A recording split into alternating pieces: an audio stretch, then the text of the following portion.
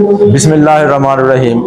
الحمدللہ رب العالمین الرحمن الرحیم مالک یوم الدین ایاک نعبد و ایاک نستعین اہدنا الصراط المستقیم صراط الذین انعمت علیہم غیر المغضوب علیہم ولا الضالین آمین۔ ناظرین، آپ کا ہوسٹ محمد صدیق انظر اپنے پروگرام میں حاضر، اور ہم تمام دیکھنے والوں کو خوش آمدید کہیں گے اپنے ڈیجیٹل چینل پروموشن نیوز میں۔ ناظرین، اس وقت ہم اسلام آباد میں موجود ہیں، اور اسلام آباد میں وزارت مذہبی امور کے زیر اہتمام 39واں جو قومی قرت کا مقابلہ ہے یہ منعقد کیا جا رہا ہے، اور اس میں ملک بھر سے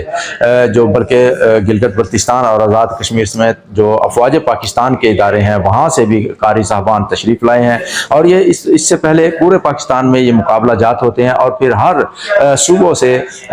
6 افراد منتخب کیے جاتے ہیں، پہلے تحصیل سطح پر، اور اس کے بعد ضلعی سطح پر، اور اس کے بعد ڈویژنل سطح پر، اور اس کے بعد صوبائی سطح پر یہ مقابلے کیے جاتے ہیں۔ اور مقابلے کرنے کے بعد پھر اسلام آباد میں یہ مقابلہ ہوتا ہے ان تمام قاری صاحبان کا، اور پھر جو فرسٹ سیکنڈ تھرڈ جو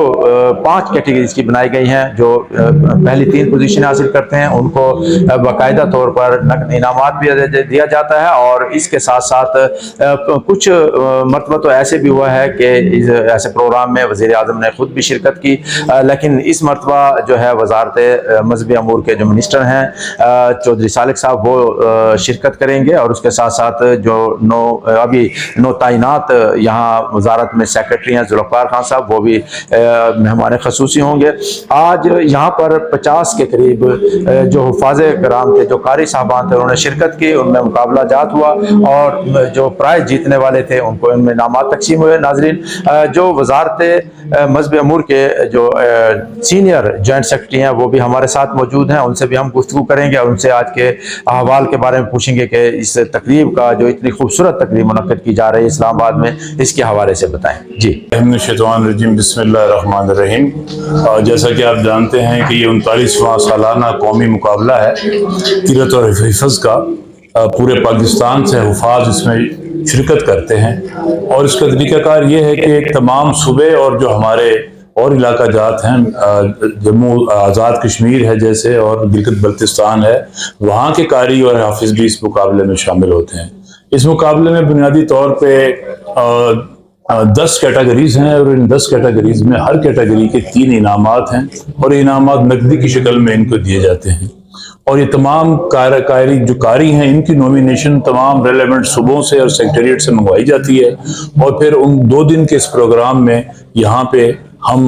وفاقی لیول پہ، قومی لیول پہ جو ہمارے جج صاحبان ہیں ان کو بلاتے ہیں، اور وہ ان بچوں کو موقع دیتے ہیں تاکہ وہ اپنی قرت اور جو انہوں نے حفظ کیا ہے اس شعبہ میں آ کے اپنی مہارت کا اظہار کریں۔ اور انشاءاللہ یہ گورنمنٹ کی سرپرستی اس کو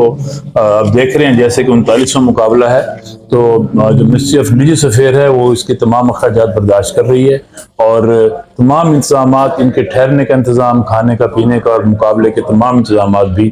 حکومت ہی کر رہی ہے۔ اور حکومت کی طرف سے سرپرستی یقیناً یہ ہمارے لیے سعادت بھی ہے، اور اس کو حکومت بالکل ایک مذہبی فریضہ کی طرح سر انجام دیتی ہے، اور اس میں باقاعدہ ایک جو ونگ ہے وہ اس کے لیے مختص ہے، جو کہ سال میں 1 مرتبہ یہ مقابلہ ضرور منعقد کراتا ہے، اور اس کو سیکرٹری صاحب اور منسٹر صاحب جو ہیں وہ اس کی جو آخری تقاریب ہوتی ہیں اس میں شامل ہوتے ہیں، اور وہ اس کو لک آفٹر کر رہے ہوتے ہیں۔